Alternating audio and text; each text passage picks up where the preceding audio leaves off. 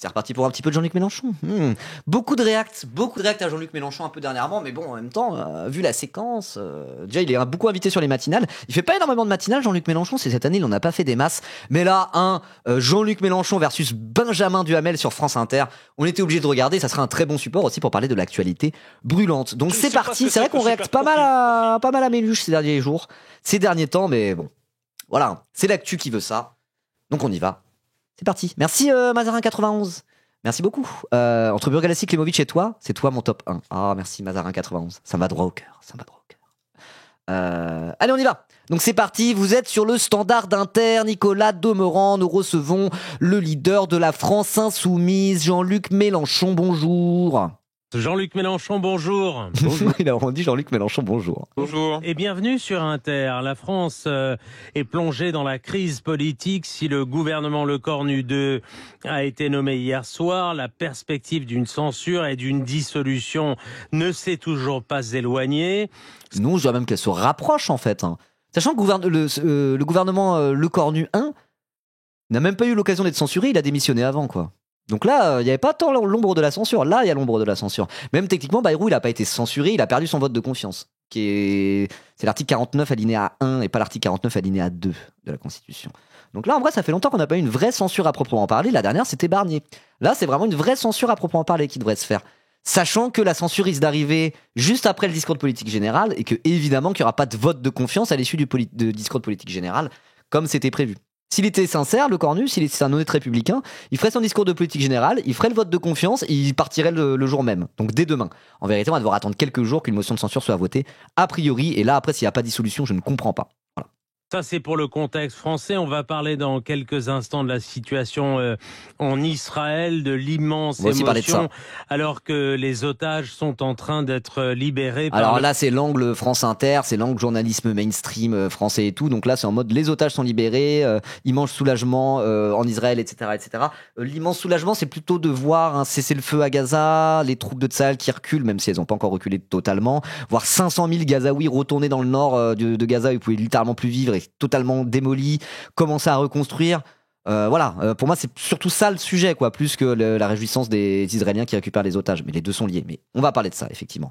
Mais là, on voit l'angle direct, quoi. Là, c'est vu du point de vue israélien, toute cette histoire.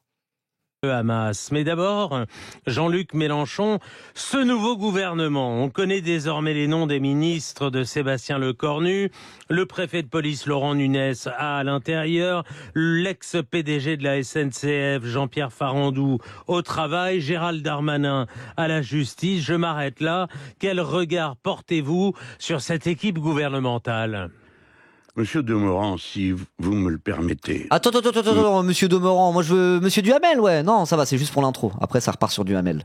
Mon premier mot sera pour m'associer. Tu penses quoi de la article 16 ? Moi, j'y crois pas du tout, personnellement. S'il le fait, on se lance dans une séquence, ça va être énervé, quoi. Si vraiment il article l'article 16, en fait, je pense que c'est même pas constitutionnel. Alors après, s'il active l'article 16 c'est plein pouvoir au président de la République. C'est plus en cas de guerre, quoi. C'est en mode genre, oh, le Conseil constitutionnel a été bombardé par l'Allemagne. Vite, article 16. Normalement, c'est plus pour ça, l'article 16. Donc s'il décide d'activer l'article 16 et prendre les pleins pouvoirs, c'est un coup d'État. Moi, j'appelle ça un coup d'État, littéralement. Et si Macron tente de faire un coup d'État, vu comment il est isolé actuellement, vas-y, essaye juste. Mais moi, j'ai confiance dans ce pays de Gaulois réfractaires pour aller le chercher avec des fourches. Voilà, c'est tout ce que j'ai à dire. Au bonheur que ressentent les familles qui vont... c'est ça, c'est la révolution le lendemain, je pense. Retrouver ou les prisonniers ou les otages.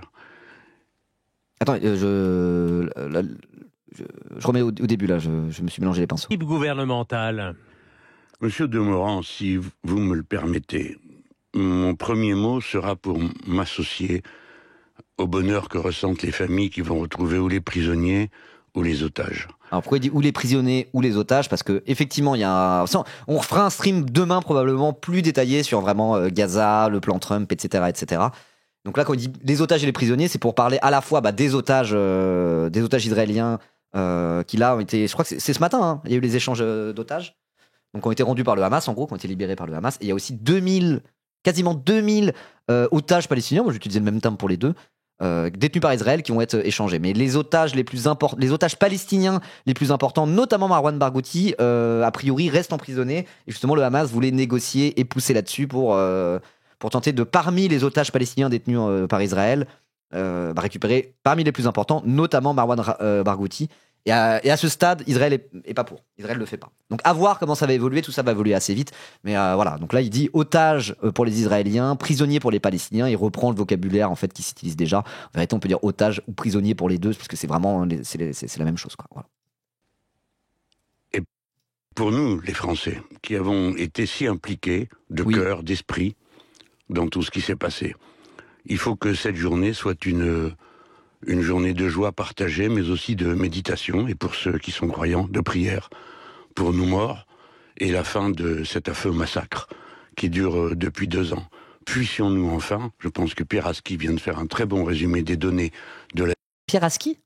C'est qui Pierre Aski ? Je connais pas. C'est le mec qui était juste avant, ok. La situation, sortir de là, et bien comprendre que, moi je l'avais dit le premier jour par expérience, peut-être du temps, la violence ne produit que de la violence. Jamais aucun conflit n'a été réglé par la guerre, il n'a été qu'envenimé. Pierre Aski est un chroniqueur, je crois. Ok, ça marche.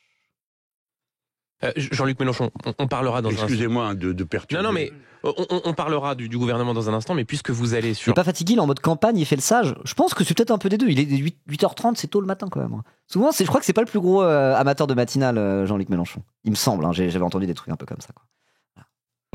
Sur la situation à Gaza, sur la libération des otages. Mais là, surtout, otages. il parle avec gravité parce que, oui, vu le sujet, vu le moment qu'on traverse, oui, il va pas arriver et faire le zinzin, et faire le zazou, quoi. Israélien, c'est évidemment... Les guerres d'indépendance ont permis l'indépendance. On va pas rentrer dans ce débat là tout de suite, mais bon, oui. De toute façon, la violence, enfin pas la violence, mais la lutte armée est garantie par le droit international, quoi. Mais là, il est en mode genre, là, on est dans une espèce de cercle vicieux de la violence qui ne mène nulle part, quoi. C'est plus ça qu'il est en train de dire. Une immense émotion, sauf que quand on a lu et vu un certain nombre de vos réactions, de celles des Insoumis, vous avez par exemple écrit sur X, Jean-Luc Mélenchon, une fois de plus, les Palestiniens devront subir un nouvel ordre politique étranger concernant le plan de paix ordonné par Donald Trump. L'eurodéputée insoumise Rima Hassan a parlé d'un plan de paix à la dimension néocoloniale et néolibérale. On entend... Au néolibéral, ouais, parce que il y a tout un tas de sangsues. Il y a tout un tas de sangsues qui vont se dire il y a moyen de se faire du bif sur cette paix, entre guillemets. Et évidemment. Et là, dans tous les cas, il y a cette volonté, pas forcément de tous les acteurs qu'il y a autour de cessez-le-feu, parce qu'il y a les négociations, le sommet de la paix en Égypte. Il n'y a pas que les États-Unis, l'Angleterre, quoi, et Israël. Il y a aussi tout un tas de pays arabes qui, eux, n'ont pas la même ligne que les États-Unis là-dessus. Mais en tout cas, il y a toute une partie de ceux qui prennent part à ces négociations qui ont cette volonté de continuer à déposséder les Palestiniens leur destin en voulant chapeauter tout de manière absolument coloniale, quoi. C'est clair. Donc la question de l'autodétermination du peuple palestinien dans la séquence à venir qui arrive, elle est fondamentale, elle est centrale, elle est absolument centrale. Voilà. Là, le plan Trump, s'il y a un truc qu'on peut prendre du plan Trump, c'est l'arrêt des massacres là à l'instant T.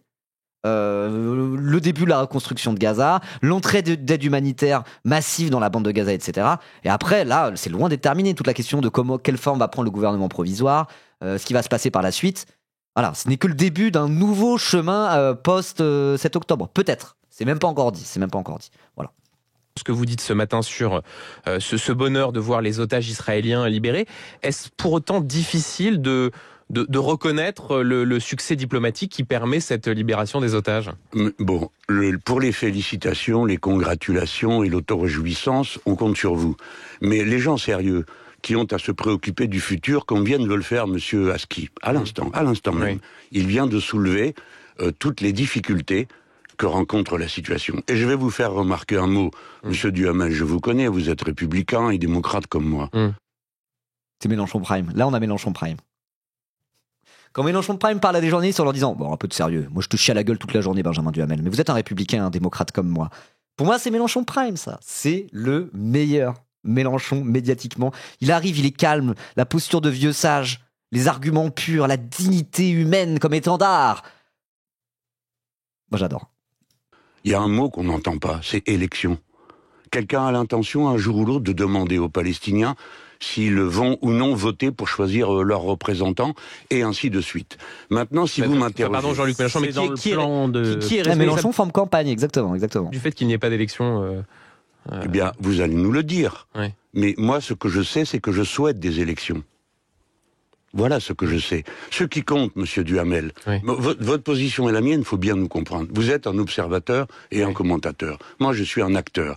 Et comme homme politique, comme responsable de ce pays, la France, je dis que la solution passe par le fait qu'on demande au peuple ce qu'ils pensent de leur propre destin. Que ce soit en Ukraine, que ce soit en Palestine ou ailleurs. Maintenant, si vous voulez regarder l'ordre qui est proposé, je rejoins tout à fait ce qu'ont dit mes camarades. Mais c'est pas le jour. Ouais. Aujourd'hui n'est pas le jour. On commencera à discuter à partir de demain, et que la discussion à Sharm el-Sheikh aura avancé. Okay, donc ça, c'est le fameux sommet de la paix à Gaza. Là, il y a Macron qui y va, etc., etc. Il y aura Macron, Trump, Anthony Guterres aussi, donc c'est le secrétaire général national, non, le secrétaire général de l'ONU. Il y a un représentant de l'Union européenne et de tout un tas de pays. Il y a l'Arabie Saoudite, les Émirats Arabes Unis, le Qatar, l'Égypte et tout, etc., etc. Donc là, c'est cette espèce de grand sommet de la paix. C'est comme ça qu'ils l'appellent. Voilà.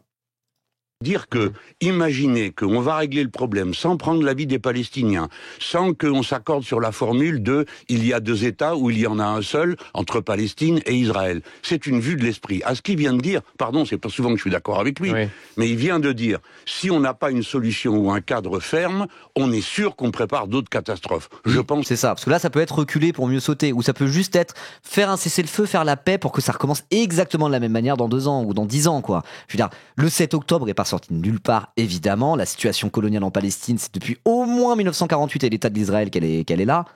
Voilà, que ce soit 48, 67, la première intifada, la seconde intifada, le 7 octobre et le génocide qui a suivi. Enfin, je veux dire, tout ça va pas s'arranger du jour au lendemain sans des vraies mesures avec une portée anticoloniale derrière, quoi, avec une portée d'émancipation du peuple palestinien et d'autodétermination du peuple palestinien. Donc voilà, s'il y a un cessez-le-feu, si ça mène à la fin du génocide, à la fin de la séquence qui s'est ouverte le 7 octobre, à la fin des massacres à Gaza, bah c'est très bien. Mais je veux dire, à partir de là, on n'a réglé aucun souci en réalité. Donc c'est pour ça que dès le lendemain, on va dire, comme dit Jean-Luc Mélenchon, là il faut continuer à se poser des questions, ne pas lâcher et peut-être aussi profiter de tout ce moment mondial de renforcement du soutien à la Palestine, le fait qu'on en a parlé beaucoup, pour aussi pouvoir faire sous forme d'une pression diplomatique peut-être, avancer les choses dans le bon sens, avec comme boussole l'émancipation et l'autodétermination des Palestiniens par rapport à Israël, quoi. Voilà. Et ça va se faire, là ça commence tout de suite, quoi. Ça commence tout de suite. Ou en tout cas, ça commence demain. Voilà, Mélenchon, il était en mode aujourd'hui, c'est l'émotion. Demain, après le sommet de la paix, let's go, on y va, quoi. Mais peut-être que du coup, la situation aura évolué. Peut-être que ça sera un petit peu différent. Voilà, quoi. À voir. Oui. Jean-Luc Mélenchon, une question très précise. Vous dites c'est pas le jour y passer la matinée. Non, mais c'est important et certes ce n'est pas le jour des polémiques, mais comme vous avez vocation ou du moins vous le souhaitez à exercer le pouvoir, c'est important d'avoir votre regard là-dessus. Est-ce que et c'est une question qu'on a souvent posée aux Insoumis avec parfois des réponses assez floues. Est-ce que vous êtes favorable à la démilitarisation du Hamas ? Je suis favorable à ce qu'il n'y ait plus d'armes du tout, ni de guerre. Pourquoi, monsieur, oui, ça, vous tout, voulez... tout le monde est favorable à ce qu'il n'y ait plus de guerre, Jean-Luc Mélenchon. Non, il n'y aura pas... Oui, alors, ça coûte rien de le dire en tout cas. Je suis contre la violence et la guerre, effectivement, ça coûte rien. Après, alors, c'est la question de la démilitarisation du Hamas, c'est pas déjà celle de la démilitarisation de la Palestine. Et je sais que le Hamas, ils étaient en mode s'il y a une création d'un État palestinien avec une armée palestinienne, ce qui serait normal, un État a le droit d'avoir une armée, c'est aussi une des caractéristiques d'un État, sauf exception, on va dire. Ils étaient en mode, à ce moment-là, nous, on serait chaud pour se fonder dans l'armée nationale palestinienne en cas de création d'un État de Palestine. Donc il y a aussi des questions comme ça, quoi. Donc la question du désarmement du Hamas, c'est une question qui est complexe et c'est pas la question juste du désarmement, de la démilitarisation de la Palestine. Vous voyez ? Et d'ailleurs le Hamas est prêt à pas rendre les armes, mais se fondre dans un truc qui n'est pas le Hamas et ne pas être les représentants et les leaders, on va dire, de la lutte armée palestinienne, si ça peut permettre de faire avancer les choses, quoi. Notamment dans l'éventualité de la création d'un État palestinien en rejoignant l'armée régulière palestinienne, quoi. Voilà. Donc c'est une question qui est assez complexe et c'est dur de répondre juste comme ça par un oui ou par un non à Benjamin Duhamel dans tous les cas, hein, évidemment. Pas de polémique ce matin. Ne cherchez pas, vous n'y arriverez pas. Parce que sinon, je vous répondrai avec le droit international. D'accord, c'est démilitarisation de la Palestine, non ? Ouais, mais ça, c'est pas dans un truc à long terme, quoi. Parce que de toute façon, l'accord, ça partirait par un gouvernement provisoire de transition pour la reconstruction, etc., etc. Donc je veux dire, sur le temps un petit peu plus long, c'est un peu difficile de dire comme ça. Voilà. C'est pour ça là il y a plein de détails entre guillemets à régler, et d'ailleurs c'est le Hamas aussi en premier lieu qui continue à faire des pressions dans les négociations pour régler ces derniers détails. Ça peut être justement le rôle du Hamas dans le gouvernement de transition à venir, sachant que le Hamas a annoncé qu'il ne ferait pas partie d'un gouvernement de transition. Cependant, le Hamas fait quand même de la pression pour que le gouvernement de transition palestinien soit le plus indépendant d'un éventuel bureau de la paix piloté par les États-Unis, par Trump et Tony Blair. Ils poussent contre, tout en disant qu'ils ne prendront pas part au gouvernement de transition, etc., etc. Donc, il y a plein de trucs à régler, pareil sur le calendrier du retrait des troupes israéliennes, etc., etc., dans lequel le Hamas continue à être dans les négociations. Oui, Tony Blair voulait faire partie du bureau de la paix qui chapeauterait avec Trump le gouvernement provisoire qui aurait en Palestine, à Gaza et en Cisjordanie. Ça serait un seul truc. Donc c'est pour ça, il y a plein de trucs qui vont pas du tout, il y a encore plein de négociations qui sont en cours, notamment avec le Hamas. Donc c'est pour ça, là, il y a énormément de choses qui vont se régler, dont on va parler dans les prochains jours. C'est une question qui est assez complexe, quoi. Voilà. Mais dans tous les cas, il faut qu'il y ait une boussole, c'est l'émancipation et l'autodétermination du peuple palestinien dans cette histoire. Parce que s'il n'y a pas de ça, finalement, dans tous les cas, c'est reculer pour mieux sauter. Ça paraît clair et net. National que vous ne connaissez pas, parce que vous parlez mais vous ne savez pas. Oui. Vous ne savez pas que le droit international reconnaît dans les pays ou les zones qui sont occupées par une puissance étrangère, et Gaza est considéré comme une telle situation, Gaza... Oui, la Cisjordanie aussi. ...n'est pas annexée par Israël, même si la Knesset l'a voté, et reconnaît le droit à la résistance. La Knesset, c'est le Parlement israélien, et du coup, là, la majorité qui est au Parlement, qui est à la Knesset depuis déjà un bon bout de temps, mais la majorité depuis le 7 octobre, c'est du coup Netanyahou avec l'extrême droite... ultra vénère de Ben Gvir et Smotrich, donc notamment les partis Forces Juives, ça c'est le parti de Ben Gvir, et le Mafdal, je crois qu'il s'appelle, le parti sioniste religieux, qui lui est le parti de Smotrich. Voilà, donc c'est une coalition qui est d'extrême droite, nationaliste, sioniste messianique, génocidaire, tout ce que vous voulez, quoi. Et donc évidemment, cette coalition majoritaire a voté, il n'y a pas très longtemps, l'annexion de Gaza et de la Cisjordanie, en réponse à la reconnaissance d'un État palestinien par une dizaine de pays, dont la France. Voilà. Mais encore une fois, c'est pas parce qu'ils l'ont voté à la Knesset que c'est fait et que le droit international le reconnaît tel quel, quoi. Armée. Par conséquent, ni vous ni moi n'y pouvons rien. La solution ne consiste donc pas en France à se jeter à la figure des hypothèses qui nous conduisent à nous affronter, mais à voir comment nous pouvons contribuer à une paix durable. Jean-Luc Mélenchon, c'est pas une question ni de polémique ni d'affrontement, non. C'est le fait de voir que la dernière fois... ça monte un peu dans les tours. Non. Si. Non. Si. Non. Qu'il y a eu des élections, c'était en 2006, le Hamas a été élu à Gaza. Et la question qui, au fond, concerne les jours et les semaines à venir, est-ce que vous considérez que le Hamas est encore légitime comme acteur d'une éventuelle gouvernance palestinienne, ou est-ce qu'il est disqualifié et, par conséquent, il faut qu'il soit démilitarisé? La question est assez simple. Mais Non, la question est pas si simple. La question est vraiment pas si simple, non. Je viens de vous répondre, et si vous voulez, on va en rester là. Je ne veux pas polémiquer avec vous. Si vous partez de l'idée qu'une élection n'est valable que quand on connaît le résultat, alors monsieur, posez-vous la question pour votre propre patrie. Puisqu'on passe notre temps à nous dire que toutes les élections sont dangereuses en France parce qu'il y a le Rassemblement national. Donc le Hamas n'est pas disqualifié, puisque vous dites... Et le Hamas a dit lui-même qu'il ne prendrait pas part au gouvernement provisoire à venir dans la période. Le Hamas lui-même est en mode genre, nous on veut pas foutre la merde. Si on doit se mettre en retrait, on se met en retrait. Ils le disent eux-mêmes, le Hamas. Ils le disent eux-mêmes. Il y a Trump, dans son avion, qui a fait un SO au Hamas cette nuit. Je sais plus ce qu'il a dit exactement, l'extrait est fou. Attendez, je vous montre.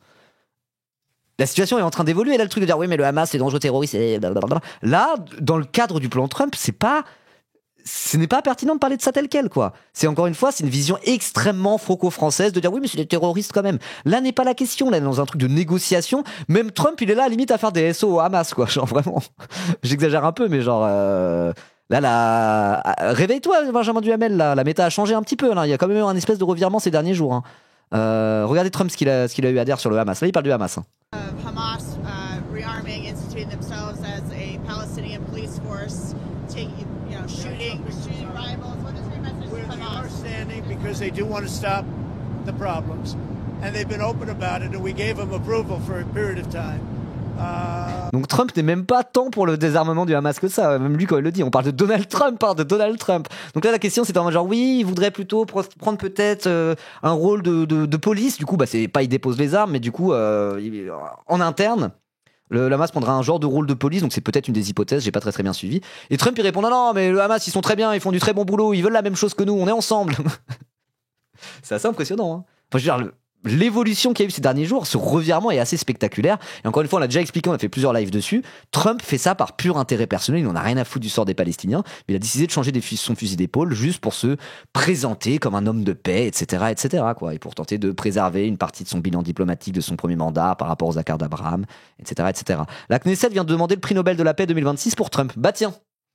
De toute façon, le prix Nobel de la paix, c'est de la merde. Il y a plein de gens qui sont des artisans de la guerre qui l'ont eu. Donc il n'y a rien à attendre du prix Nobel de la paix qui est tout chiasseux. Même là, celle qu'il a eue cette année-là, c'est une espèce d'ultra-libéral de l'enfer. Et puis la merde. Voilà, Pinocheta, exactement. Elle l'appelait comme ça, c'est ça son surnom au Venezuela. On la surnomme Pinocheta comme étant une genre de Pinochet qui est un dictateur sanglant, mis en place par la CIA, du coup, pour de vrai. Henry Kissinger l'a eu, exactement. Alors c'était un des artisans de la guerre impérialiste au Vietnam des États-Unis, quoi. Donc... il le veut, son prix Nobel de la paix. Il le veut, son prix Nobel de la paix. Et c'est pour ça, de manière extrêmement cynique et politicienne, qu'il se retrouve à faire ce revirement assez spectaculaire, quoi. Donc là, le président Donald Trump ne condamne pas le Hamas, finalement. Est-ce que vous condamnez le Hamas, monsieur ? Non, il est en mode, non, ils font du bon boulot. Ils font du bon boulot. Voilà. Ils veulent stopper les problèmes. Ils ont été ouverts à propos de ça. Et on leur a donné une approbation pour une certaine période de temps. Alors que la question, c'est si le Hamas est en train de devenir une genre de force de police au sein de la bande de Gaza, c'est quoi votre message ? Et le message de Trump, c'est non, pas de souci avec le Hamas, ils font du bon boulot. C'est fou, hein ? C'est fou, hein ? Bref. Oula, c'est pas complotiste, ça ? Non. Je vois pas en quoi c'est complotiste. Mais enfin, ouais, voilà. C'est assez impressionnant, quand même. Allez, on reprend l'interview. Ça dépendra du résultat Mais d'éventuelles monsieur, élections. je dirai ce que vous voulez. Ce sont les Palestiniens qui décideront et tout ce que vous pouvez rajouter à votre radio n'y changera rien. Essayons pour une fois d'avancer en étant positifs, en disant des choses qui prennent un peu de la hauteur et pas de se transformer en une espèce de théâtre de guerre de second plan où s'affrontent des gens qui n'ont pas à tirer un coup de fusil. Monsieur Duhamel, avez-vous une idée de ce que c'est qu'un pays occupé ? Avez-vous été voir à quoi ça ressemble ? Savez-vous ce que c'est que 2 ans de guerre? C'est quelque chose de terrifiant. Et je crois, Jean-Luc Mélenchon, qu'on en parle. De guerre, parce que là en plus c'est pas juste 2 ans de guerre. Déjà 2 ans de guerre, peu importe ce que c'est horrible. C'est la guerre, quoi. La guerre, c'est ce qui se fait de pire dans l'humanité, un petit peu. Je pense que cette phrase, bon, voilà. Donc quand c'est une guerre génocidaire, avec une asymétrie pareille, qui en fait pas une guerre, enfin voilà, quoi. On en parle assez largement Alors, sur monsieur, cette antenne. ce n'est pas le sujet. Mais simplement, je constate qu'à la question le Hamas doit-il déposer les armes ou pas, qui est une question assez simple, vous n'y répondez pas. Non, c'est pas une question simple. Mais c'est pas une question simple. On a l'extrait de Donald Trump que j'ai montré juste avant. Ah oui, la question elle est tellement simple que quand on la pose à Donald Trump, président des États-Unis, le plan de cessez-le-feu s'appelle littéralement le plan Trump. Il fait une espèce de pirouette où il joue sur deux trucs en même temps pour dire non, le Hamas fait du très bon boulot. Là n'est pas la question. Donc non, la question n'est pas si simple. Encore une fois, ça fait 2 ans, ils sont toujours en mode mais est-ce que vous condamnez le Hamas, quoi ? Stop. Pardon, monsieur, vous ne m'avez pas posé cette question. Vous m'avez demandé s'il devait être démilitarisé. Oui. Je viens de vous répondre, je ne souhaite pas qu'il y ait de conflit. Bien, écoutez, vous tirez la conclusion que vous voulez, on la connaissait d'avance. C'est de m'assimiler au Hamas parce que c'est ce que vous faites depuis 2 ans. Bon, alors ce gouvernement, il est énervé un peu, il est énervé. Mais là-dessus, en vrai, impeccable.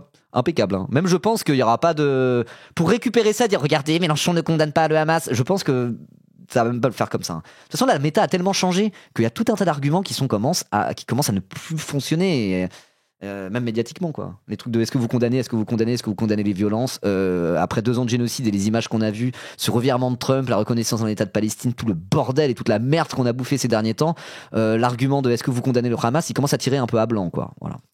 Mélenchon, je l'ai décrit rapidement, votre regard. Par rapport à il y a 1 an, en tout cas, c'est quand même pas la même chose, quoi. Écoutez, je pense que c'était quoi la question de Morand ? J'ai pas suivi. De m'assimiler au Hamas parce que c'est ce que vous faites depuis 2 ans. Et rapidement, votre regard. Ce gouvernement, Jean-Luc Mélenchon, je l'ai décrit rapidement, votre regard. Écoutez, je pense que c'est une comédie.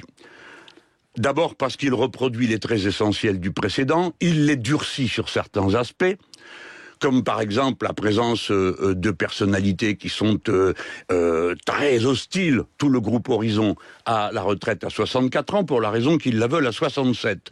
Qu'il comporte des personnalités qui vont directement contre la décision de supprimer l'autorisation de mettre des pesticides partout, comme Monsieur Lefebvre. Qu'il est question de gens qui ont autrefois dirigé des grandes scènes d'hypermarché, c'est bien leur Papin. c'est son problème, Oui. bien. Mais en attendant, c'est quand même la cause principale de la dévastation des petites et moyennes entreprises du commerce. Donc, j'ai l'impression que les personnes qui sont là ne sont pas comme il était annoncé. Et quoique je n'en sois pas partisan d'un accord général où tout le monde finirait par s'entendre. Mais non, encore une fois, c'est des mythos, quoi. C'est des énormes mythos. Rappelle que Sébastien Lecornu était en mode « Nous avons trouvé une plateforme de stabilité et nous pouvons dégager une majorité de non-volonté de dissolution. » Déjà, rien que cette phrase, elle m'énerve. Rien que là, ça m'a énervé de le dire, j'ai envie de couper le live. Mais du coup, derrière, il fait quoi? Ils remettent que des macronistes, ils refont exactement, encore, pour la 12 milliardième fois la même chose. Va te faire censurer, voilà, c'est tout ce que j'ai à dire. Nous ne sommes pas élus pour nous entendre. Nous sommes élus pour appliquer ce que nos électeurs nous ont demandé de faire. Eh bien, je pense que ce gouvernement est une comédie, qu'il va évidemment tomber, puisque il n'y a aucune possibilité de suspension des retraites avec les gens qui sont là-dedans. Pourquoi et vous donc dites ça, les socialistes voteront la censure comme nous et comme la majorité de l'Assemblée. Alors, c'est un Bon, je suis tout à fait d'accord avec ça. Je suis d'accord avec ça. Et là, peut-être qu'un truc qu'il ne peut pas rajouter, parce que là, il parle quand même plus du fond politique. Ils auraient pu avoir un accord de non-censure avec le PS en cas de suspension ou abrogation de la réforme des retraites, un truc un peu clair. Ils le feront pas. Ok, le PS, du coup, va censurer. Mais il y a aussi l'aspect tactique plus que stratégique. Que si le PS devient le cordon de survie, non, ça se dit le cordon de survie? La ligne de vie de ce gouvernement qui est ultra impopulaire de partout et qui correspond à un déni de démocratie absolument monstrueux de la part d'Emmanuel Macron, s'ils deviennent leur béquille, voilà, si c'est uniquement grâce au PS que le gouvernement tient, c'est un suicide politique. Tout le monde est en train de se désolidariser de Macron et des macronistes, y compris dans son propre camp. Donc le PS, je pense, de toute façon, ils sont acculés, ils vont pas avoir beaucoup trop d'autres choix à part censurer, et étant donné que le vote de la première censure tombera après le discours de politique générale de Lecornu, ils auront suffisamment de raisons sur le fond, entre guillemets, pour dire bah oui, on a nos raisons de censurer. Donc moi je pense qu'effectivement, première censure, comme dit Mélenchon, le PS il risque de la voter, quoi. Voilà. LR, RN, LFI et PS vont censurer. Il y a même pas besoin de tout ça, Il y a même pas besoin de tout ça, Mais c'est possible qu'ils le censurent tous. LR, pas sûr, mais même LR peut censurer. Rappel, là, parmi ceux qui ont confirmé qu'ils voteraient toutes les censures, en gros, il manque 25 voix. Il manque 25 voix. Il faut aller chercher 25 députés qui votent la censure parmi Lyot, LR et Parti Socialiste. Donc c'est vraiment, ça va tomber bien, ça va tomber. Intéressant, Jean-Luc Mélenchon, là vous venez de dire beaucoup de choses sur les socialistes, les retraites, on va en parler. D'abord, pour que les choses soient très claires, la France Insoumise va déposer une motion de censure dès aujourd'hui, comme le fait le Rassemblement National. Voilà, Oui, il y a eu des co-signataires sur cette motion de censure hors de la France Insoumise. C'est une motion de censure présentée par la France Insoumise, mais avec des co-signataires du PCF, des écolos et d'autres trucs, mais pas du PS. Voilà. Mais du coup, il y a déjà un petit peu... C'est quasiment une motion de censure NFP. Pourquoi? Parce que en cas de dissolution, c'est la strate de la France Insoumise, etc., de reformer le NFP avec tous ceux qui veulent bien s'y joindre. Et si le PS refuse de venir, mourrez. Voilà. C'est un peu l'idée. Donc c'est pour ça qu'il y a cette volonté d'aller chercher un maximum de co-signataires, y compris hors de la France Insoumise. Parce que si la censure est votée, que le gouvernement tombe, c'est l'ouverture à une dissolution, c'est quasiment sûr. Et derrière, c'est pour préparer déjà la suite avec une reformation du NFP, peut-être avec des contours différents, en tout cas d'un accord électoral. C'est ce que dit déjà depuis une semaine la France Insoumise. Une censure déposée, il n'y a même pas de débat. Nous avions déjà déposé la motion de censure et la présidente de l'Assemblée a dit qu'on ne pouvait pas censurer un gouvernement où il n'y avait que le Premier ministre. Donc de fait, elle a été rejetée. Nous allons... Oh là là, faut vraiment faut avoir un doctorat en droit constitutionnel pour suivre ce qui se passe. Alors oui, mais normalement on est censé pouvoir le faire, mais là le ministre démissionnaire était aussi l'ancien ministre des Armées d'un gouvernement qui n'a pas gouverné, et comme il était reformé, mais c'est que le deuxième gouvernement du même ministre, ça fait que là il n'y a pas encore donc vous pouvez pas censurer. Allez. C'est trop compliqué là. Je pense que même les docteurs en droit constitutionnel se creusent la tête et analysent la Constitution pour voir si ça marche, quoi. Là c'est vraiment, on arrive à des extrémités. La 5ème République est à bout de souffle. Enfin, elle est déjà à bout de souffle depuis un moment, mais là c'est n'importe quoi. On l'a représenté, en effet, dès à présent. Pourquoi vous dites ce gouvernement sera forcément censuré, les socialistes ne peuvent pas ne pas censurer, puisque ce qui est dans le débat aujourd'hui, et c'est ce que demandent les socialistes, c'est la suspension de la réforme des retraites. Oui. Si le gouvernement, si Sébastien Lecornu, à la tribune de l'Assemblée nationale demain, dit « Nous décidons de suspendre la réforme des retraites », ou du moins nous mettrons au vote la suspension de cette réforme des retraites. Oui, écoutez, si les socialistes réussissent à obtenir ce gain concret pour des centaines de milliers de travailleurs, ça pourrait très vite en faire un poulet. Ouais. Elle est trop bien celle-là. Même si mon chien a des ailes, on pourrait très bien en faire un poulet. Avec des scies, on met Paris en bouteille. Après, Duhamel a un peu raison au sens où oui, si Sébastien Lecornu annonce qu'il y a une abrogation de la réforme des retraites, le PS pourrait ne pas censurer en disant « Victoire, c'est grâce à nous », ce qui serait même pas totalement faux en réalité. Mais il le fera pas. Parce que c'est le bilan politique de Macron, et Macron, il ne veut pas abroger la réforme des retraites. Pour lui, c'est une bonne chose de l'avoir fait. Ça serait un immense aveu d'échec que de le faire. Et c'est pour cette raison-là, c'est justement parce qu'il se refuse à mettre un coup de barre à gauche qu'on est dans cette situation. C'est parce qu'il refuse sur le fond, pour des raisons programmatiques, pour des raisons de politique, de mettre un coup de barre à gauche, qu'il n'a pas respecté le résultat des urnes après la victoire du NFP. Et qu'on se retrouve dans cette situation. Donc pourquoi là il se réveillerait et dirait vas-y je vais abroger la réforme de retraite. Il ne le refera pas. Il ne le fera pas parce qu'il a eu 12 milliards d'occasions de le faire. Il veut pas le faire. Je pense que c'est plus ou moins ce que va dire Jean-Luc Mélenchon. Écoutez, de tous les scénarios de fiction que vous avez imaginés autour de cette table depuis maintenant 2 mois que dure ce cirque, tous les scénarios, il s'est produit exactement ce qu'aucun n'avait prévu. Premièrement, le départ de M. Bayrou posant la question de confiance. Vous me regardez, M. Duhamel, les yeux grands ouverts, comme si c'était une... Vous avez l'air d'avoir... Vous n'avez pas de mémoire. Voilà pourquoi je voulais regarder. On a déjà maté pas mal de Méluche dernièrement, mais Méluche versus Duhamel, je voulais le voir. Il y a vraiment un historique entre les deux. Est-ce que quelqu'un peut m'envoyer la vidéo de Baby Duhamel, à l'époque où il était encore en école de journaliste, qui se fait daronner par Mélenchon, mais c'était il y a 15 ans, hein. Et en mode genre, non, mais je vais t'expliquer ton métier, espèce de petit gratte-papier de merde, là. Tu crois que je te connais pas? Moi, je les connais, les journalopes dans ton genre. Je vais t'expliquer, pop, pop, pop, pop, pop. Si quelqu'un a la vidéo, elle est incroyable, là. C'est ce que je parlais, mes anges charbonnières. Exactement, on parle de la même chose. Si quelqu'un peut m'envoyer l'extrait, exceptionnel. Bah, on va le regarder maintenant avant de continuer l'interview. Ah non, 20 minutes 12. Ah non, vous n'avez pas juste un extrait? Ah non, parce que là, ça dure 20 minutes. Vous n'avez pas juste l'extrait le plus croustillant? Le moment où vraiment il le djoufara. Ah non, parce que ça c'est le truc en entier quoi. Regardez. Il y a des gens qui ont toujours la même tête. En 15 ans, ils ont la même tronche. Je trouve que Benjamin Duhamel, il a pas beaucoup changé. Il a toujours la même tête. Pas abonné à Mélenchon fan, mais je suis abonné à pas grand chose parce que c'est ma chaîne secondaire et je fais exprès de garder mon feed clean dans la mesure de. Enfin, avec le moins de choses possible dedans quoi.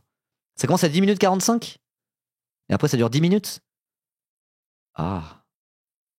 Et avant, c'est pas le Mamoritz avant? Bah, marrant ça. Bien sûr, je ne vais pas vous dire le contraire, je ressens une impatience, parce que je saurais quoi faire pour le pays. Pour c'est vrai que c'est plus facile d'être dans l'opposition que dans une systématique. Ça c'est ce qu'on dit, c'est ce que disent les petits prétentieux, les petits bourgeois au pouvoir qui ne font rien. Donc, comme argument, ils ont... je sais plus l'extrait exactement, on va pas tout regarder, mais à un moment donné, il est en mode bon...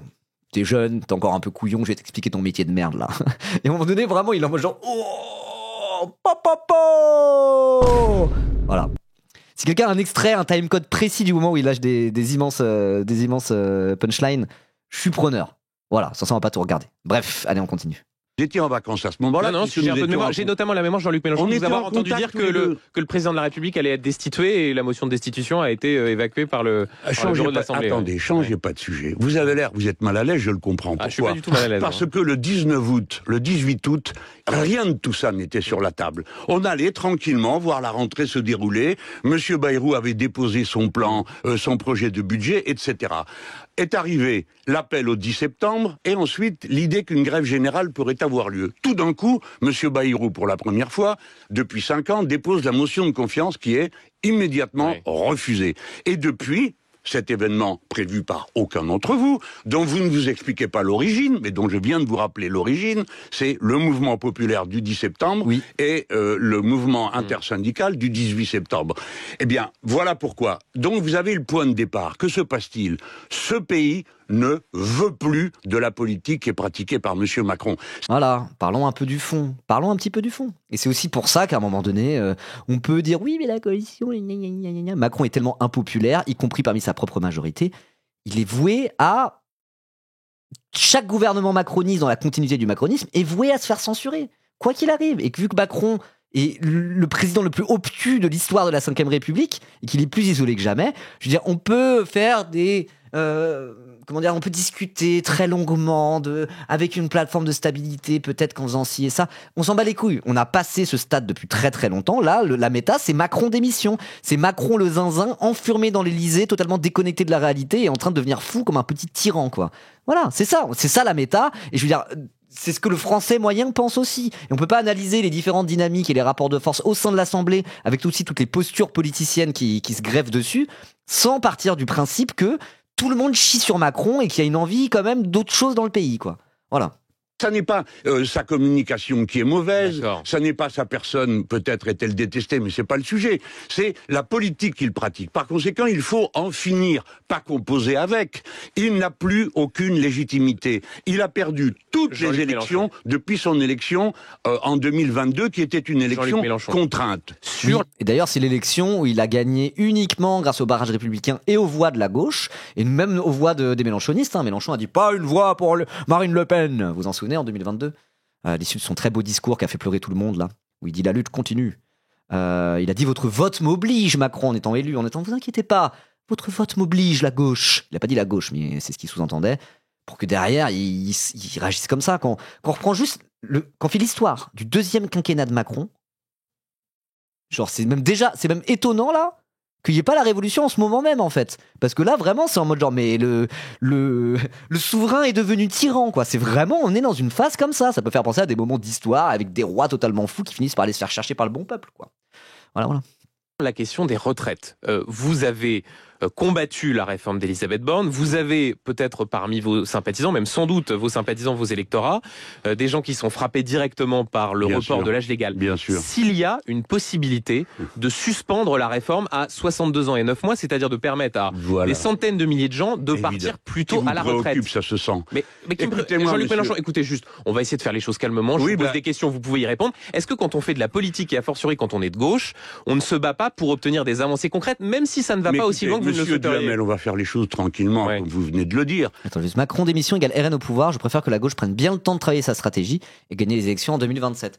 Je vois ce que tu veux dire, mais en fait, la démission de Macron, soit on peut l'apprécier, on peut la voir uniquement d'un point de vue stratégique et tactique, en mode genre, si Macron démissionne, est-ce qu'on peut gagner éventuellement la présidentielle, etc., etc. Et on peut la voir d'un point de vue plus constitutionnel et démocratique. Vu le déni de démocratie que fait Macron, vu sa pratique ultra autoritaire de la Ve République, vu comment il a foutu tout le pays dans la merde et que là il refuse de lâcher le pouvoir ou d'au moins lâcher du lest en faisant une dissolution, on peut partir du principe, et moi c'est mon cas, que le plus logique, pour des raisons démocratiques et pas de stratégie, pas liées à la gauche, la droite, le RN, quoi que ce soit, ça serait une démission de Macron. Ce qui est la réalité. Moi je pense que c'est vrai. D'un point de vue purement logique, c'est ce qu'il devrait faire si c'était un démocrate honnête, quoi, on va dire. Ce qui n'est pas le cas. Après, la question de la stratégie de est-ce que qui va gagner à la fin, ça c'est une autre question. Et on peut très bien se dire, bah moi je préfère qu'il n'y ait pas de démission parce que j'ai trop peur que le RN arrive au pouvoir derrière. Certes, mais normalement, quand on réfléchit en démocrate, quand on réfléchit en républicain, vu la situation, le président de la République ferait mieux de démissionner, ou au moins d'annoncer une présidentielle anticipée, parce que là, la situation est bloquée, et c'est de sa faute, la balle est dans son camp, qu'il fasse quelque chose, et le plus logique d'un point de vue républicain et démocratique et constitutionnel serait une démission. Voilà. Et en effet, je le souhaite. Hein. Donc vous allez éviter de me dire ce qu'on doit faire quand on est de gauche, parce que c'est Et oui, pas... en plus, l'extrême droite, une élection de l'extrême droite nous pend au nez, en cas de présidentielle anticipée ou en cas de présidentielle non anticipée. Hein. Imaginons ça se fait en mai 2026, un an d'avance. Macron dit ok, présidentielle anticipée. Là, de toute façon, je peux plus rien faire, ça dégage, je mets un gouvernement technique en attendant, je ne sais quoi, sans dissoudre. Mais il dit par contre, voilà, je me barrerai et je vais timer mon départ pour qu'il y ait une présidentielle en mai 2026, au lieu d'être en mai 2027, après les municipales, après le procès en appel pour inéligibilité de Marine Le Pen. Il pourrait très bien faire ça. Je pense que s'il décidait de démissionner, ça prendrait cette forme-là. Il ferait pas élection anticipée là, maintenant, tout de suite. Je pense qu'il se dirait attendons la suite des municipales et la suite du procès en appel pour Marine Le Pen pour que voilà on le fasse dans les meilleures conditions et que les différentes parties puissent préparer une stratégie. Bon, que ça soit en 2026 ou en 2027, s'il y a une présidentielle, le RN nous pend au nez dans tous les cas. Donc normalement, voilà, regardons un peu logiquement ce qui est censé se faire d'un point de vue démocratique, on va dire, quand on a un président qui se comporte comme ça. Et force est de constater qu'il ferait mieux de démissionner, ça serait logique, quoi. Voilà. Votre cas. Donc, pour C'est un savoir procès ce qu'il d'intention, faut moi, je faire vous pose des quand on- questions, Non, Jean-Luc oui, Mélenchon. vous posez Ouais. des questions. Moi, je vais vous répondre sur un point précis. 91% des Français ne voulaient pas cette réforme. Oui. Pas 63 ans et 9 mois. Parce que ce que vous ne dites pas à cet instant, ce dont il est question, ce n'est pas de la suspension de la réforme des retraites. Ce n'est pas vrai. Vous mentez et vous le savez. Non, Il en quoi je Non, mens mais taisez-vous un peu, laissez-moi répondre. Ok, au début j'étais en mode genre ah ouais là c'est Mélenchon Prime, attitude calme et qui survole et qui fait le grand sage, mais là ça y est, bon, 10 minutes face à Duhamel, il en peut hup, ce que je peux comprendre. Mais laissez-moi parler putain. Qu'est-ce que je voulais dire? Oui, effectivement, c'est pas une histoire de suspension de la réforme des retraites, c'est en mode alors on la déploiera moins rapidement que prévu. Parce qu'en fait, le déploiement de la réforme des retraites, c'est censé faire progressivement en fonction des générations, machin bidule, c'est un peu technique. Et en gros, là, ça serait en mode on ralentit l'effet de la réforme des retraites qui serait appliquée plus tardivement possible. Donc là, on suspend temporairement le déploiement de la réforme des retraites. C'est même pas une suspension de la réforme des retraites, quoi. Donc tout ça, c'est ridicule, quoi. Vraiment, ça, soit vous l'abrogez, la réforme des retraites, soit vous la faites, mais arrêtez d'essayer d'acheter le PS à un prix qui est même trop bas pour déjà le PS, quoi. C'est ridicule, quoi. Bon. Mélenchon, on essaye de rester correct. Oui, je vous pose des questions, vous y répondez. Ouais. Non, je réponds si je veux et comme je le veux. Absolument. Donc je vous explique. Ouais. Je sais que c'est votre but de faire monter le ton sur ce plateau, vous l'avez dit tout à l'heure. Donc, mais oui, c'est votre but. Donc maintenant, vous vous calmez. Allez, Méluche, focus sur le fond. Focus, Méluche, c'est pas grave. Vous savez à qui il me fait penser? Il me fait penser à moi. Quand je suis là à m'énerver sur des gens dans le chat, en genre mais non, je me fais one guy dans le chat alors que faut que je reste focus sur le contenu, quoi, sur le fond politique de ce quoi je parle. Moi je trouve qu'il y a une vibe un peu comme ça, en mode genre focus. M'écoutez, il n'est pas question de supprimer la réforme des retraites, il est question de la suspendre. Oui. Suspendre, Faudrait ça veut dire qu'elle faudrait une commande focus, lock in. reste dans l'état dans lequel elle est. Elle est donc, au janvier prochain, 63 ans et 9 mois. Permettez-moi de vous dire que ça n'est pas pareil, l'abolition de la réforme des retraites et la suspension. Ça n'a rien à voir. Donc la suspension, c'est pas assez. Attendez, ça, mais non, mais ne prenez... Laissez-moi vous expliquer un point de vue. Tous les points de vue ne sont pas forcément les vôtres. La compétition qu'il y a actuellement, c'est une compétition à propos de la dette dont on ne parle plus. Comment la régler? Et deuxièmement, comment et où faire des coupes ou des recettes supplémentaires. Oui. Ce n'est pas notre manière de voir les choses. Nous croyons qu'il faut choisir entre deux options fondamentales qui sont posées dans le monde entier depuis que M. Trump a décidé d'en changer les règles du jeu avec l'abolition de la libre circulation des marchandises. Donc, Ok, ça c'est les fameux droits de douane, les fameux tariffs de Trump. Là, il est en mode genre, vous êtes à la ramasse. La méta a évolué à l'échelle internationale, en fait. Normalement, c'est choisis ta voie, socialisme ou barbarie. Il va pas le dire comme ça, mais c'est un peu l'idée. Hein. Continue comme avant, la politique qui nous a amenés jusque-là, ou bien est-ce qu'on en change? Nous sommes partisans d'un changement, avec l'idée d'un changement global de l'ordre économique. Autrement dit, que pour remplir les caisses de l'État, il n'y a pas que l'impôt et les coupes de services publics, il y a la relance de l'activité. Et donc, Jean-Luc relancer Mélenchon, l'activité par vous notamment préférez des investissements écologiques. Donc, Jean-Luc Parce que Mélenchon. c'est Et oui, sur une forme de néo-keynésienne, de relance par la consommation et par la planification économique et écologique. C'est le programme de LFI depuis déjà 2017. Ce programme a été extrêmement bien travaillé d'un point de vue économique et extrêmement détaillé sur comment leur politique économique sera à même de relever le pays et faire la transition écologique. Il y avait tout un tas d'économistes ultra gros cerveaux qui avaient fait une conférence de 3 heures sur le détail de la politique économique de LFI.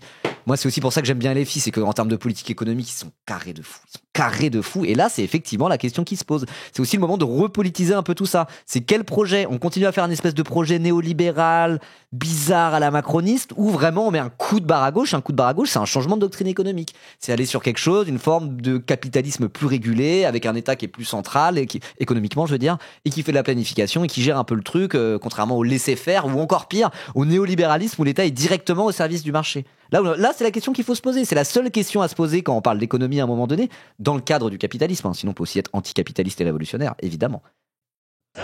C'est pas moi qui vous dirai le contraire. Mais dans le cadre, on va dire, de régulation du capitalisme, dans le cadre républicain, parlementaire, etc., à un moment donné, c'est ça.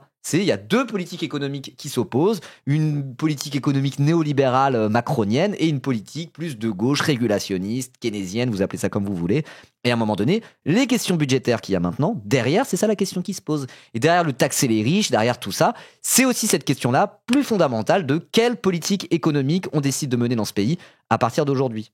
La même que Macron, ou quelque chose qui est plus de l'ordre de ce que propose la France insoumise. Voilà.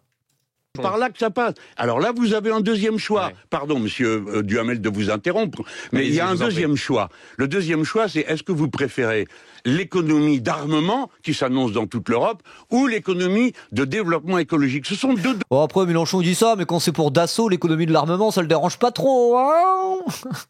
domaines d'investissement incompatibles l'un avec l'autre. Vous ne pouvez pas faire Quand c'est pour vendre des rafales, lui, il vendra si les présidents, il vendra des rafales comme les autres, hein. Bon, faut dire ce qu'il y est, je suis désolé. J'adore Jean-Luc Mélenchon, mais lui, président de la République, il continuera à vendre des rafales à des pays étrangers, hein. Ça, il n'y a pas de souci avec ça, hein. Il continuera à le faire, hein, je pense. Voilà, soyons réalistes. Mais force à Méluche, malgré tout, évidemment. du produit national passant dans les armes et 5% dans l'écologie. Ce n'est pas compatible. Voyez-vous, j'ai essayé laborieusement, mais laissez-moi finir une phrase et ça ira beaucoup plus vite. Et je vous laisse finir. Et donc, il y a donc une vision d'opposition entre deux ordres globaux. Et c'est ce que veut le peuple français. C'est pourquoi la dissolution, au fond, ne sera pas la solution, mais vous allez sans doute me poser une question aussi là-dessus, plutôt que de m'apprendre comment on est de gauche. Non, c'est pas vous apprendre ce que signifie être de gauche, puisque visiblement vous y répondez, mais ça veut dire que quand il y a cette possibilité de suspension de la réforme des retraites, vous préférez appeler à la démission du président de la République. Même une petite avancée ne vous satisfait pas. Mais il n'y aura pas de petite avancée. C'est ça le truc, il n'y aura pas de petite avancée. Arrêtez avec votre politique fiction de con. Ce qu'ils ont lancé, c'est pas une petite avancée, c'est une entourloupe pour essayer de nous baiser. Et même le PS ne mord pas à l'hameçon, donc ça va. Nous ne sommes pas des syndicalistes. Les syndicalistes, c'est leur rôle de négocier des avancées petites, moyennes, grandes, et ils se disputent des fois entre eux pour savoir si c'est suffisant. Surtout que normalement, LFI, c'est la locomotive de la gauche française, il faut dire ce qui est. C'est vraiment la locomotive de la gauche française, je pense que c'est une bonne analogie, ça va, c'est valable. Donc, et s'ils portent pas un projet politique de manière un peu carrée et que c'est le truc du petit pas de je sais pas quoi, c'est plus ça devient plus la locomotive de la gauche française. Au contraire, ils veulent aller plus loin en parlant du fond, quoi. Donc, ne serait-ce que pour ça, bon, il peut pas le dire tel quel, Mélenchon, évidemment qu'ils vont pas se contenter de miettasses dégueulasses, quoi. Notre rôle à nous, c'est d'être sur une orientation pour le pays. Nous pensons... oui, voilà. On peut être la locomotive de la gauche française, on pourrait le dire comme ça aussi. Ça rejoint un peu ce que je disais. Que tout ce qui se joue en ce moment, sa cause unique est le président de la République. Que le nouveau gouvernement, c'est le président de la République qui l'a nommé. Monsieur Lecornu lui-même s'est dit être un moine soldat.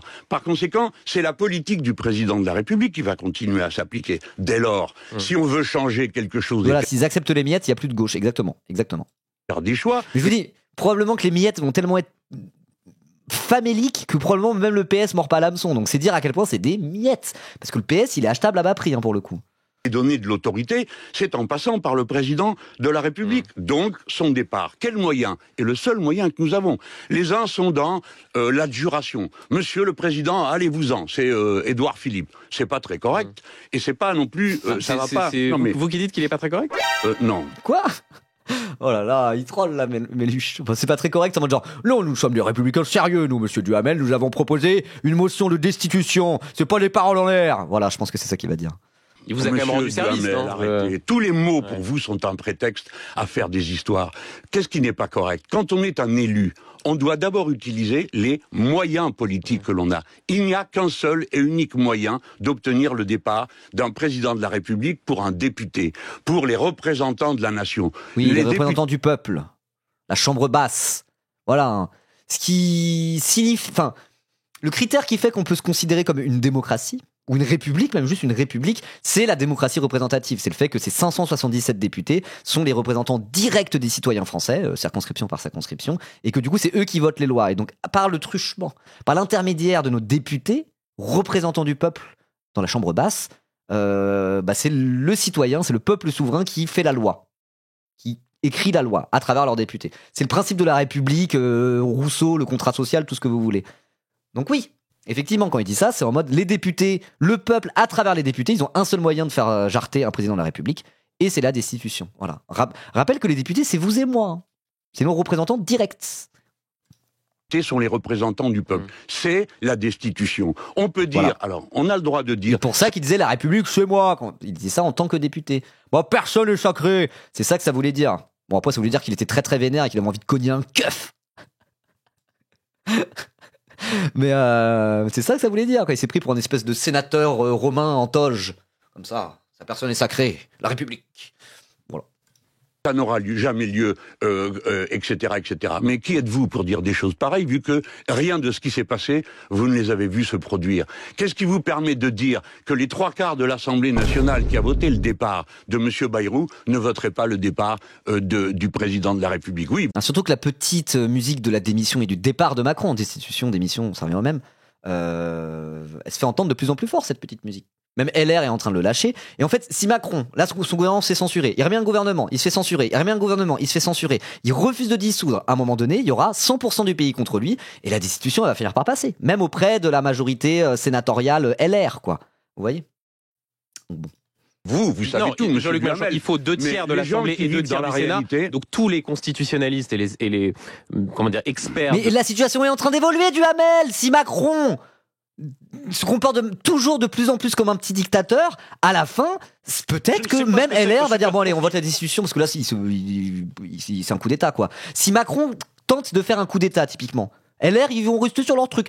Tous les constitutionnalistes disent que pour l'instant, ça se trouve la prochaine décision de Macron va mettre le feu aux poudres et la destitution elle va finir par passer. Hein. Oh. De nos textes savent et disent que la motion de destitution n'a littéralement aucune chance Nous de n'avons passer. pas. Voilà. Bon, oui, voilà. Prenez-le sur un autre ton, réfléchissez. Ouais. Il y a d'autres Les deux sont un peu énervés. Hein. Les deux sont un peu énervés. J'aime bien la dynamique qui est entre les deux. Je trouve qu'on se régale. avis. Nous avons, nous aussi, des constitutionnalistes, pas parce que nous sommes de gauche que nous sommes une bande d'ignorants, d'accord?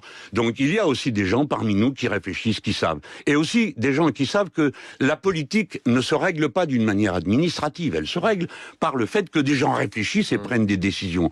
Or, tous les élus savent que le cœur du problème, c'est monsieur Emmanuel Macron. Et Oui. que si nous le laissons au pouvoir encore 2 ans, eh bien nous aurons 2 ans de chaos. Car on nous a beaucoup accusés, permettez que je le dise, on nous a beaucoup accusés du chaos, mais ce n'est pas nous qui le créons. Maintenant, je vais encore vous dire une chose sur la comptabilité, parce qu'on n'a pas le temps de parler sérieusement de ces affaires. Regardez, on nous dit une dissolution, ça coûte tant. On pourrait avoir la discussion là-dessus. On nous dit il faut faire des économies ici et ça. Moi, je vois une chose. Il y a une épidémie de cancer dans ce pays. Personne, pas un instant, pas un mot n'a été dit sur le fait que si l'on voulait améliorer les comptes de la Sécu, qui sont positifs aujourd'hui, moins les dettes de l'État, eh bien, une des politiques, ça serait la prévention du diabète, de l'obésité, qui ne viennent pas du fait que les gens mangent trop, mais qui mangent mal, etc. C'est-à-dire que c'est vrai que pour faire des économies, et si vivre dans un monde moins cancérigène, ça ferait des économies, hein, typiquement. Les coûts de la santé, ça sort de nulle part. Bah non, ça sort pas de nulle part. Si les gens étaient moins malades, ça ferait des économies directes pour la sécurité sociale. Tout simplement. Ce genre de choses. Mais c'est toujours pris de manière uniquement comptable et court-termiste, toutes ces histoires-là, quoi. si on fait une politique qui part des besoins, des demandes, des urgences, au lieu de faire une froide comptabilité où on coupe dans les dépenses, en privant encore les gens de toutes sortes de services de l'État, ou en augmentant les impôts, parce que là, ce qui est prévu par le budget, c'est la classe moyenne va continuer à être le baudet de ce pays, eh bien, on aurait une autre politique qui se ferait. Voilà tout ce que je dis. Monsieur Macron doit s'en aller, et le reste, ce sont des histoires. C'est un jour sans fin. On va recommencer la... C'est vraiment comment tout le monde maintenant fait l'analogie de Un jour sans fin. Le fameux film avec Bill Murray. C'est vraiment ça, c'est Un jour sans fin. Même comédie. Et je termine en vous disant que je connais son plan. Ce gouvernement va tomber. Et dès lors qu'il tombera, il y aura une dissolution. Et dès lors qu'il y aura une dissolution, le gouvernement pourra faire passer par ordonnance son budget. Voilà le plan. Mais c'est quand Alors même... ça, j'ai pas bien suivi le truc d'ordonnance sur le budget en cas de dissolution. Je sais pas exactement comment ça se passe, à quel point ils vont filouter le truc. En tout cas, je le rejoins pour dire le gouvernement va tomber, il y aura une dissolution. C'est juste que c'est ça ou Macron fait un coup d'État. En gros, ça va être démission, dissolution ou coup d'État. Mais là, il n'a plus le choix, Macron. C'est déjà en train de ressembler à un coup d'État, ce qu'il est en train de faire. Il refuse de nommer autre chose que le même gouvernement en boucle, qui se fait censurer en boucle, pour tenter de faire passer son budget qu'il veut à lui au mépris de la représentation nationale. On dit, c'est pas loin du coup d'État, ce qui est en train de se passer là, en fait. Hein. On n'est pas loin de Macron qui prend le pouvoir, les pleins pouvoirs, quoi.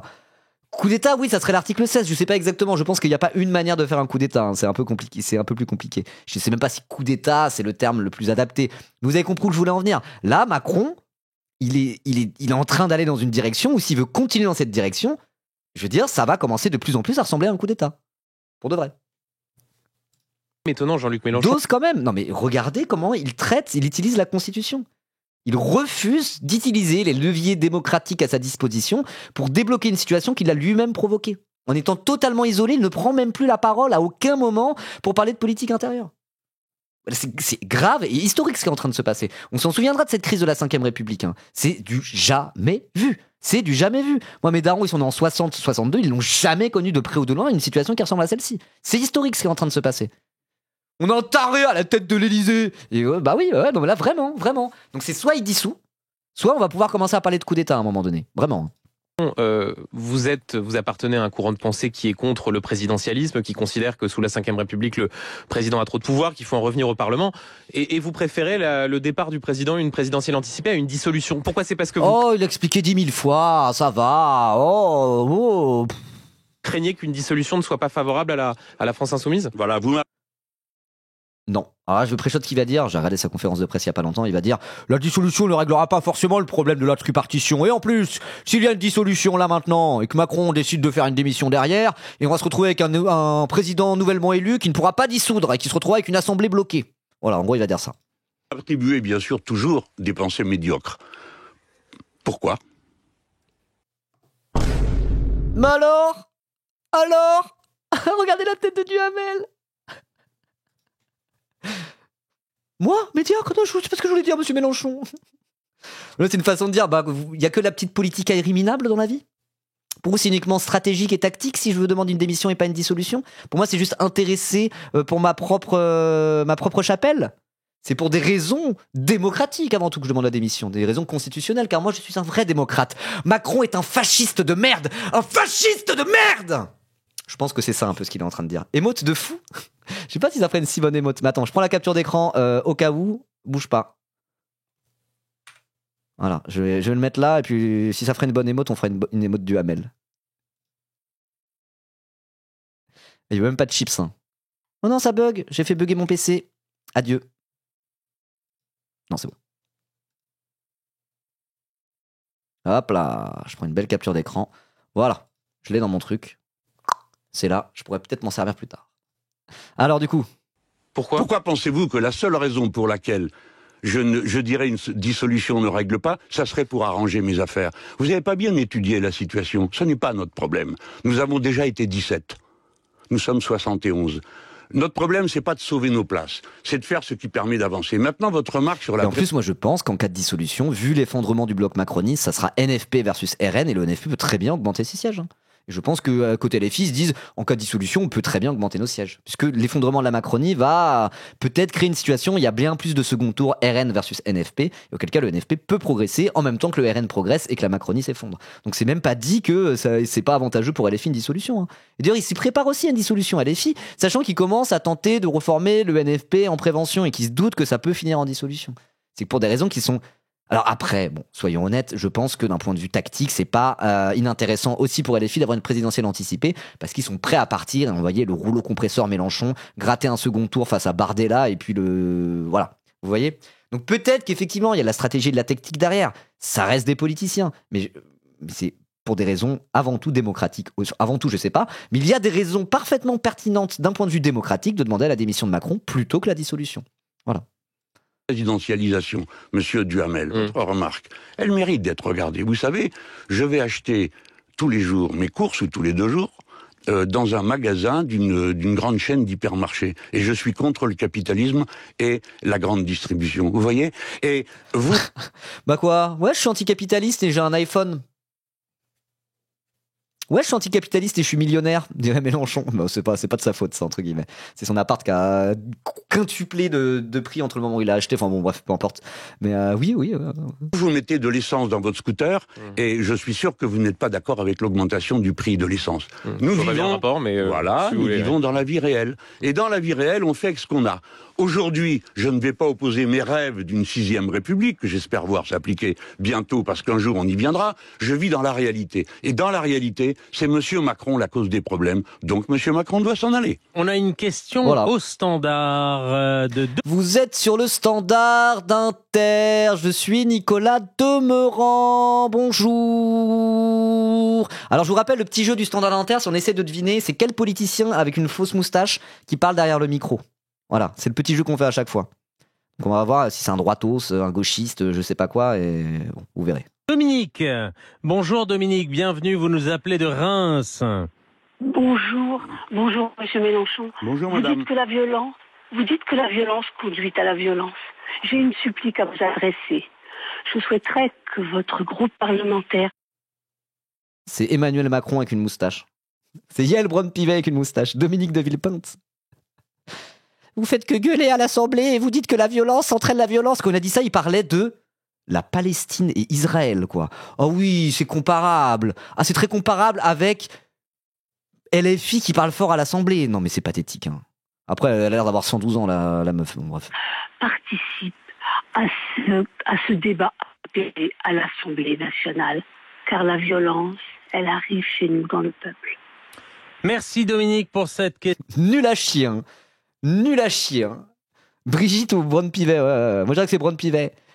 Mes chers collègues, s'il vous plaît. Mes chers collègues. Non, il n'y a pas de question. La question c'est, vous n'avez pas honte de gueuler à l'Assemblée? Oh là là, Dominique, ça va. Question, la violence des débats à l'Assemblée nationale. Et la violence de Macron sur le traitement qu'il fait de la démocratie et de la Constitution. Elle est là, la vraie violence. Les premiers violents. Jean-Luc Mélenchon, votre groupe est pointé par Dominique. Oui, je pense que ça s'adresse à davantage que mon groupe. Il est vrai que le ton est beaucoup monté à l'Assemblée nationale. Il faudra en chercher à chaque fois les causes, et je crois qu'on s'y perdrait. Mais la cause principale de la violence, c'est le blocage.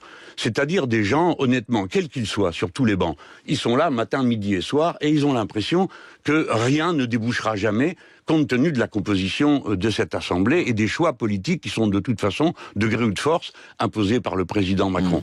Donc moi, je lui donne raison. Aucun d'entre nous ne souhaite vivre dans la violence. Vous voyez, ça a un inconvénient majeur. La plupart de nos députés présentent, déposent des rapports sur toutes sortes de sujets. On n'en parle jamais. Le moindre incident de séance donne lieu à des heures de présentation. Donc moi, je vous donne raison. Je ne souhaite pas, j'ai été sénateur longtemps, le ton était plus feutré qu'à l'Assemblée nationale, et la première fois que j'ai mis les pieds, j'en ai eu peur. Alors c'est dire si ça me faisait peur même à moi. Jean-Luc Mélenchon, Ok, d'accord, je m'attendais pas à une réponse comme ça. Je m'attendais pas à une raison comme ça. Moi j'aime bien quand c'est feutré, y a aucun souci. Hein. Moi je kiffais être sénateur, j'étais le sénateur le plus jeune de France à l'époque. Mais là, c'est le bordel, donc ouais, on gueule. Hein. Mais si c'était pas le bordel, on gueulerait pas. C'est à cause de qui le bordel démocratique? À cause de Macron. Voilà en gros ce qu'il a répondu. Ouais, pas mal. Une petite pirouette sympathique, j'apprécie. question de Régis sur l'application Radio France qui dit... Régis, ah mais lui on le connaît, c'est Régis le Gorilla. Non, il s'appelle pas du tout Régis. Alors, question, Régis, c'est quel politicien avec une fausse moustache? Donc là, c'est pas en vocal, c'est à l'écrit. Attention, c'est parti. Vous conscient qu'après avoir contribué à renforcer Macron par vos agissements, vous ne servez plus qu'à renforcer le RN contre qui vous n'auriez aucune chance. Et Vous avez compris? Je pensais que ça allait être un mec du RN qui était en mode genre vous dites que vous êtes contre Macron, mais vous avez appelé à voter Macron. Si vous l'avez fait réélire, alors que vous auriez pu voter Le Pen. Mais là, du coup, macroniste random. Mais non, parce que ça chie même sur Macron. C'est vrai que les macronistes chient sur Macron maintenant. Attends, il faut que je réécoute la question parce que là, ça n'a aucun sens. La sélection des questions, elle pue la merde. Hein. Elle pue la merde. L'application Radio France qui dit: êtes-vous conscient qu'après avoir contribué à renforcer Macron par vos agissements, vous ne servez plus qu'à renforcer le RN contre qui vous n'auriez aucune chance. Et j'avoue, c'est Glucksmann. C'est Glucksmann avec une fausse moustache. J'avoue, c'est ça. Non, c'est Glucksmann. Ou Hollande. Garrido? Ah, moi je dirais Glucksmann ou Hollande. Ouais, c'est Glucksmann ou Hollande. Ça va être ça, effectivement. Avec une fausse moustache, bien sûr. C'est pas lui, c'est Régis Glucksmann. Hein. Ouais, bref. Je me permets de rebondir sur la question de Régis et sur... il n'était pas assez grand pour la poser lui-même, il fallait que ce soit vous avec votre papier. Pas du tout, c'est parce que c'est une question qui est écrite sur l'application Radio France, ouais. Jean-Luc Mélenchon. Voilà, donc là, Mélenchon, faut arrêter d'avoir 74 ans à un moment donné. Tu sais qu'on peut faire des commentaires écrits. Hein. Il n'y a pas que des boîtes vocales. Hein. Alors là, pour le coup, bon... Il les écrit et donc moi je m'en fais le messager en quelque sorte et je rajoute ce chiffre, là. Le baromètre est là pour les Échos, 75% des Français ont une image négative de vous, nettement plus que Jordan Bardella ou Marine Le Pen. Est-ce que vous ne risquez pas, en appelant ainsi à la démission du président de la République, à sa destitution et donc à l'organisation d'une présidentielle anticipée, eh bien au fond à paver le chemin du Rassemblement National? Voilà. Oui, mais à ce moment-là on fait plus rien parce que de toute manière le Rassemblement National va gagner. Ok, bon on fait plus rien. Ciao, j'arrête. Tant pis pour l'humain. Bah non! Oh! Je vous poserai volontiers la même question, connaissant vos agissements. Mais regardez, C'est-à-dire ça ne sert à rien de Non, d'aborder focus, Mélenchon, arrête. Arrête de taper sur Duhamel, focus. la politique par l'insulte. C'est-à-dire dire, vous ne servez à rien. Quelle insulte, vous aidez... Jean-Luc Monsieur, j'ai passé ma vie à combattre l'extrême droite. Donc, quand vous me dites, vous pavez le chemin de l'extrême droite, je le prends pas comme un Pose compliment. la question quand on voit dans tous les sondages, Jean-Luc Moi, je vous Mélenchon, pose la question, législative, présidentielle, D'accord. le RN est très largement en tête. La Oui. question, si demain il y avait une élection, qu'est-ce qui Oui. vous fait dire Oui. que c'est vous J'ai qui compris. tireriez profit de la situation? J'ai Mais pourquoi il met ça sur le sujet? Et Mélenchon n'a jamais dit je tirerai profit de la situation si jamais il y a une démission du président de la République. Les seuls arguments qu'il a pour la démission, il n'y a aucune dimension tactique et stratégique dedans. C'est juste dire Macron doit partir car il est responsable de la situation. On a un tel blocage institutionnel et une telle crise de régime que la seule chose qui peut débloquer ça démocratiquement et selon la Constitution, c'est une démission du président. Et il lui répond ah ouais, tu penses que tu as gagné la présidentielle peut-être? Oh là là! Oh là là! Et en vrai, le second tour Bardella Mélenchon en cas de démission de Macron, c'est pas impossible. Hein. C'est pas impossible. Hein. Et en fait, oui, mais ils sont leaders dans tous les sondages. Encore une fois, ouais, ils sont à 35% dans les sondages, en fait, le RN. Je suis d'accord. Mais les 65 autres pourcents de la France qui sont pas pour le RN, ils sont à ça de se laisser tenter par le RN. Je pense qu'il y a une bonne partie des Français, ils détestent le RN, ils continuera à détester le RN. Il y a peut-être encore un plafond de verre pour le RN. Et vous savez quoi? C'est ce qui s'est vu dans les dernières législatives. C'est ce que dit le résultat des dernières législatives. Quand tu l'analyses un peu dans la finesse, par rapport à la différence entre le premier et le second tour, la dynamique qui s'est enclenchée, c'est qu'il y a probablement un plafond de verre du RN. Il y a encore à peu près les 2 tiers des Français, peut-être un peu moins, qui les détestent suffisamment pour ne pas leur donner l'heure, et basta. Donc oui, attention, arrête avec ça. L'argument est pourri. Hein. Ah là, Duhamel, pour le coup, d'habitude j'aime bien Duhamel, il me fait un peu marrer, mais là il est ultra énervant. Hein. Sur l'interview, ça va pas du tout. compris. Le problème n'est pas de savoir... Sachant que, je retiens à le redire, quand je fais les petites blagues en mode genre « Oh, moi je l'aime bien Duhamel, Benji le Rouge », c'est des blagues, hein, c'est des blagues. C'est celui qu'en réact, je trouve pas le plus désagréable à réact. Parfois il me fait marrer un peu. Mais là, il est insupportable pour le coup. Hein. Ouais. Effectivement, ils ont un passif. Si nous allons tirer profit de la situation, le problème est de savoir qu'est-ce qui est nécessaire pour le pays. Voilà. Si vous ne faites des élections que quand vous êtes sûr de les gagner, alors vous n'êtes pas un démocrate. Exactement. Et quand il a été proposé au début du Rassemblement national qu'il soit interdit, c'était il y a plus de 25 ans de ça, Charlie Hebdo avait fait une pétition pour l'interdire, et je l'avais signé et je l'avais porté. Et j'avais dit, je crois que c'est le moment de le faire, parce que c'est un parti dangereux. Maintenant, le Rassemblement national est là. Que ça vous plaise ou pas, monsieur Duhamel, on ne peut le vaincre que politiquement. Et on ne peut le vaincre politiquement qu'en n'étant pas tous les chaouches du gouvernement de monsieur Macron. Les quoi? Les chaouches? C'est quoi un chaouche? C'est quoi les chaouches? La réponse est impeccable là. C'est un peu ce que je viens de dire, hein, du coup, et c'est pour des raisons démocratiques et pas tactiques. Chaouche, les racailles. C'est un fromage. Non, c'est le chaours, ça, le chaour. La réponse est parfaite là, oui, effectivement. Et en mode, si on a un vrai démocrate, on n'attend pas d'être sûr de gagner une élection avant de la faire. Bah oui, pitié. Et on ne peut le vaincre politiquement qu'en n'étant pas tous les chaouches du gouvernement de monsieur Macron. Tous ceux qui de près tous ceux qui de près c'est un huissier en arabe. Not beating the islamo-gauchiste allegations. loin, portent les sacoches de monsieur Macron, finiront comme lui, ils seront expulsés. C'est ça qui renforce le Rassemblement national. Mais il n'y a pas que le Rassemblement national qui se renforce. Voyez-vous, dans la mauvaise circonscription où vient d'avoir l'élection partielle qui est en Espagne. Mauvaise pour nous, hein, parce que elle n'était pas, c'est pas nous qui l'avions. Nous venons de progresser de 3 points avec notre candidat. Et bien sûr, nous avons été battus, c'était prévisible. Mais c'était une candidate, non? Ça s'appelait PCA, un truc comme ça, PCA? Une meuf, c'était pas un candidat. Oh, le sexisme. Oh, le vieux boomer Mélenchon, il connaît même pas sa candidate, quoi. Les Français et l'étranger sont des Français de seconde zone, c'est ça, monsieur Mélenchon? Les bourgeois expats, c'est des... Ah oui, du coup. Oui, c'est Martha Pessigna, c'est ça, Pessigna, qui a perdu. Voilà. Mais je crois que d'ailleurs, elle était interviewée chez Dreycos il y a pas longtemps. Voilà, pour ceux que ça intéresse. Nous avons progressé. Dans la circonscription à Paris, c'est l'inverse. Le candidat unique était socialiste, parce qu'on a dit ah ben c'est parce que c'est un LFI que vous avez perdu. Et il a reculé de 12 points. Par conséquent, dans cette affaire, les gens comprennent qu'il faut faire un choix de société. Et c'est à... Tu doomes sa mère à l'aide, please. Trust the plan. Regarde cet homme. Rassure-toi. Non, je sais pas. Mais ici, c'est zone de décompression anti-dooming, ça dépend des jours, mais tu n'es pas seul. Reste ici. Tu vas voir, on est très bien. Le choix de société que la gauche va revenir. C'est écrit dans les étoiles. nous invitons. Voilà ce qui compte. Et j'en profite pour dire, puisque personne ne m'a posé la question, ce qui est bien étonnant, que la semaine dernière, nous sommes tombés d'accord, les écologies, Génération, nous, LFI, ainsi que le président du groupe communiste à l'Assemblée nationale, pour dire que nous demandions, premièrement, la rupture totale avec M. Macron, donc la censure, et deuxièmement, des candidatures communes sur la base du programme du NFP. Alors, voyez. Oh, Mélenchon l'unioniste. Hein. Après, la question du PS n'est pas réglée par rapport à cette volonté de reformer le NFP et de faire des candidatures communes. Mais voilà, ouais.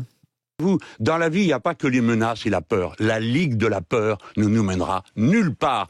Il faut oser, vouloir et aspirer au futur avec des solutions. Nous amenons des solutions. Et monsieur Duhamel, si les Français n'en veulent pas, nous nous soumettrons.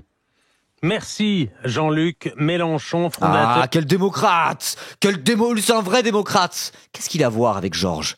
Rien en fait. Ah ouais, précis, à la fin de l'interview, il était carré de fou. Il s'est un peu embrouillé avec Duhamel, après il est focus, il est en mode genre non, je vais dire les termes. Et là vraiment, c'est arc démocrate, républicain, mais au sens noble, dans le bon sens du terme, quoi. Donc voilà. Pour les timecodes de la vieille interview, c'est 11 minutes 22, il y en a pour 1 minute 30 de comment faire son métier.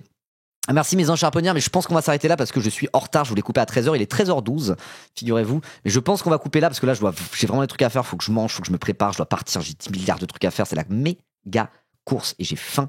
J'ai fini mon café? Ouais. Donc je pense qu'on va s'arrêter là, si ça vous dérange pas. Non? On va s'arrêter là. Restez un peu, parce que quand même on va raid.